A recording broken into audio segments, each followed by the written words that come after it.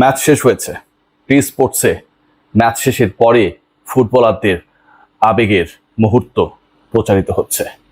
ডিপল Lionel মেসিকে জড়িয়ে ধরেছেন, যে ডিপল আজকের স্টার্টিং লাইন আপে ছিলেন না। লিওনেল মেসিকে জড়িয়ে ধরে তিনি কাঁদছেন।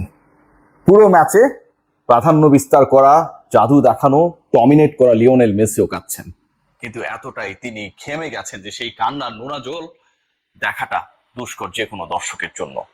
অনুভূতিতে বোঝা যায় যে এই আর্জেন্টিনাকে অদম্য আর্জেন্টিনা, এই আর্জেন্টিনাকে ম্যাজিক্যাল আর্জেন্টিনা, এই আর্জেন্টিনাকে আনপ্রেডিক্টেবল আর্জেন্টিনা থেকে ফাইনাল খেলার সবচেয়ে প্রেডিক্টেবল টিমে পরিণত করার আর্জেন্টিনার রূপকার লিওনেল মেসি আজকের এই ম্যাচটায় ইংল্যান্ডের বিপক্ষে তার ক্যারিয়ারের এই প্রথম ম্যাচটায় ম্যাজিক দেখিয়ে কতটা তৃপ্ত।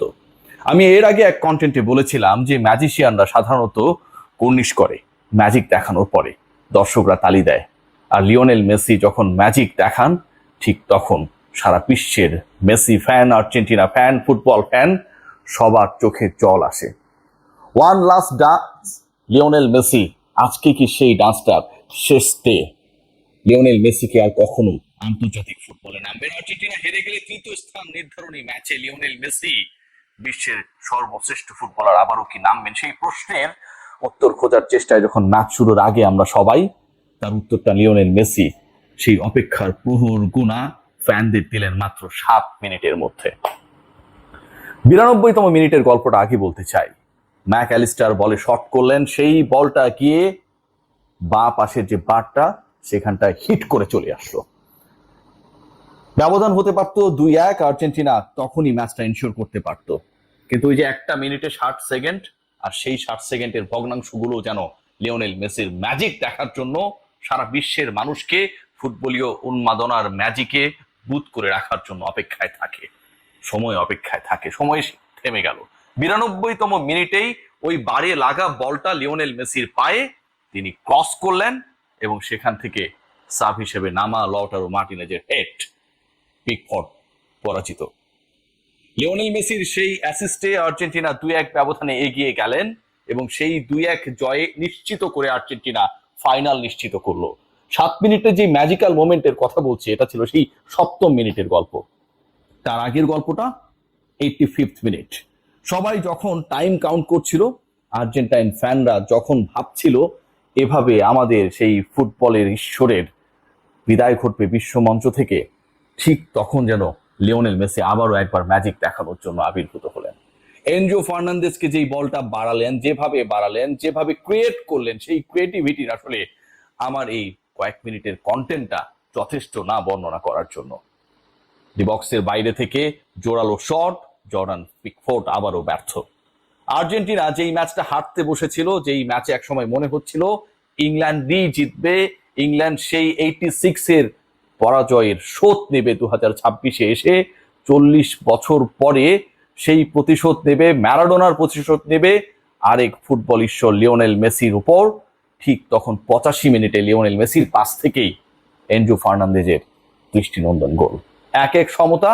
92তম মিনিটে ম্যাকঅ্যালিস্টারের শট ফিরে আসা, লিওনেল মেসির পায়ে সেই বল যাওয়া, তার ক্রস থেকে শেষ পর্যন্ত লাউটারো মার্টিনেজের গোল, সবকিছুই, সব স্ক্রিপ্টটাই যেন ফুটবল বিধাতা লিখে রেখেছেন। আজকে আমি পুরো ম্যাচটা যদি বিশ্লেষণ করতে চাই, খেয়াল করে দেখবেন আজকে Bellingham, the way he fouled Lionel Messi, 88-89 মিনিটের দিকের ঘটনা, যেভাবে ফেলে দিলেন, যেভাবে সেটাকে প্রপার ফাউল হিসেবে কাউন্ট করে বেলিংহামকে কার্ড দেখানো হলো না। যারা রেফারির হেল্প নিয়ে আর্জেন্টিনা ফাইনাল পর্যন্ত গেছে এই কথাও বলার চেষ্টা করবেন, তারা সেই ফাউলটা কি দেখেছেন, নাকি প্রথম গোলের পরে টেলিভিশন সেটের রিমোট বাটন চিপে প্রেস করে খেলাটা বন্ধ করে দিয়েছিলেন?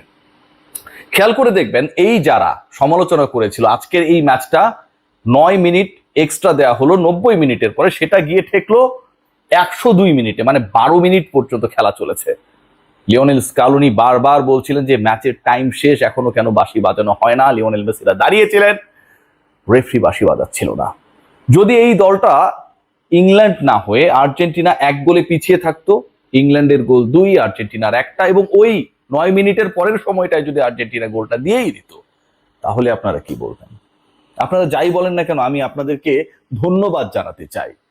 আপনারা যে অসাধারণ, আপনারা যে তওবা করে যখন ওই কেপ ভার্দে থেকে মিশর থেকে সুইজারল্যান্ড থেকে ফ্রান্স, এবং পরবর্তী সময় আপনারা নিজেরা একসেপ্ট করলেন যে আপনারা কুফা, সো এই কুফাটা আর্জেন্টিনাকে লাগানোর জন্য গত দুদিন থেকে আপনারা আর্জেন্টিনার ফ্যান যেভাবে হয়ে গেলেন যে আর্জেন্টিনা তাহলে হেরে যাবে, কারণ আপনারা কুফা, আপনারা যেদিকে যান সেদিকে আসলে সবকিছু শুকায় যায়।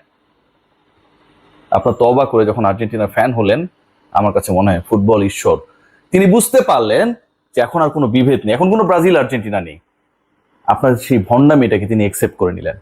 আপনাদের দোয়ায়, আপনাদের চাওয়ায়, আপনাদের ফ্যান হয়ে যাওয়ায়, আপনাদের তওবা পড়ায় শেষ পর্যন্ত আর্জেন্টিনা ইংল্যান্ডকে হারিয়ে দিল।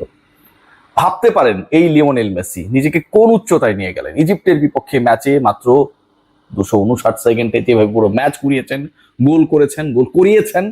যেই ম্যাচে আর্জেন্টিনা 2-0 গোলে পিছিয়ে ছিল, সেই ম্যাচ হারার পথে ছিল, সেখান থেকে আর্জেন্টিনাকে টেনে তুললেন। পরের ম্যাচে সুইজারল্যান্ডের বিপক্ষে অসাধারণ পারফরম্যান্স করলেন। আজকের ম্যাচে ইংল্যান্ড, যে ইংল্যান্ডকে ফাইনালে দেখেই ফেলেছেন অনেকেই, সেই ইংল্যান্ড 85 মিনিট পর্যন্ত যখন লিড ধরে রেখেছে, 11 জন ফুটবলার যখন ব্লক ক্রিয়েট করেছে, সেটা যেন দুর্ভাগ্য মনে হচ্ছিল। লিওনেল মেসির এক একটা ক্রস, এক একটা কর্নার নানা সময়ে হেডে পরিণত হয়ে শেষ পর্যন্ত জাল খুলে পাচ্ছিল না। পিকফোর্ড যেন চীনের দেয়াল হয়ে দাঁড়িয়েছেন ঠিক 85 মিনিট পর্যন্ত। কে ভেবেছিল যে এই ম্যাচটাকে আজকে লিওনেল মেসি ঘুরিয়ে দেবেন? থাকে না, ম্যাজিশিয়ান যখন শো দেখায় তখন তার ম্যাজিকও একটা পর্যায়ে গিয়ে শেষ হয়ে যায়, যে আজকে আমি 10টা ম্যাজিক দেখাবো, আজকে আমি 8টা ম্যাজিক দেখাবো, 12টা ম্যাজিক দেখাবো, তারপরে শো শেষ। লিওনেল মেসির সেই ম্যাজিকের ঝুলি যেন শেষ হয় না, কারণ তার বুকে, তার রক্তে ফুটবল, জাদু, মন্ত্রমুগ্ধতা এবং ডিয়াগো ম্যারাডোনার লিগেসি। যেই ম্যারাডোনা কখনো ইংল্যান্ডের বিপক্ষে সেমিফাইনালে তার দলকে হারতে দেন নাই, সেই লিওনেল মেসি তার মেইডেন ইংলিশদের বিপক্ষে ম্যাচে তার দলকে হারতে দেয় নাই।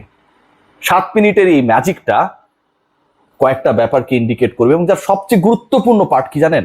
সবচেয়ে গুরুত্বপূর্ণ পার্ট হচ্ছে লিওনেল মেসি কেন সেরা। এই যে বিতর্কটা হয় যে লিওনেল মেসি কেন সেরা, কেন কিলিয়ান এমবাপ্পে মেসির থেকে বেটার না, কেন ক্রিস্টিয়ানো রোনালদো মেসির থেকে বেটার না, সেই আলোচনাটায় আরো একবার তিনি জল ঢেলে দিলেন। আপনি খেয়াল করে দেখবেন যে একজন ফুটবলার কিলিয়ান এমবাপ্পে জাস্ট তাকে বোতলবন্দি করতে চেয়েছে, স্পেন সেটা করেছে। তিনি কোনো কিছুই করতে পারেনি, তার দলকে বের করতে পারেনি। 2-0 পরাজয়, লজ্জার পরাজয়, শেষ পর্যন্ত সেমিফাইনাল থেকে বিদায় নিতে হয়েছে ফ্রান্সকে। ক্রিস্টিয়ানো রোনালদোর দল রাউন্ড অফ 16 পর্যন্ত চাইতে পারে নাই। আর লিওনেল মেসি ম্যাচের পর ম্যাচ সার্ভিস দিচ্ছেন। ম্যাচের পর ম্যাচ লিওনেল মেসিকে প্রুভ করতে হয় যে তিনি লিওনেল মেসি, এবং তিনি এই ধরনের, এই ধরিত্রীর, এই পৃথিবীর সর্বশ্রেষ্ঠ ফুটবলার। অন্য কাউকে প্রমাণ করতে হয় না। অন্য যারা রয়েছেন তারা অপেক্ষায় থাকেন কবে লিওনেল মেসি ব্যর্থ হবেন, এবং লিওনেল মেসি ব্যর্থ হলে বাংলাদেশ ক্রিকেট দলে যেমন কেউ ব্যর্থ হলে আরেকজনকে সুযোগ দিয়ে দেয়, কোথাও পারফর্ম করুক আর না করুক। রোনালদো এমবাপ্পেদের ব্যাপারটা হচ্ছে যে লিওনেল মেসি ব্যর্থ হলে তারা সেরা হয়ে যাবেন, তাদের প্রমাণ করতে হয় না। লিওনেল মেসিকে ম্যাচের পর ম্যাচ প্রমাণ করতে হয় that I am Lionel Messi, I am the successor of Diego Maradona. আজকে লিওনেল মেসি খেলেছে, সারা বিশ্ব দেখেছে। 7 মিনিটের ম্যাজিক 7 জনম পর্যন্ত সবার মাথায় থাকবে। Hats off to the football magician.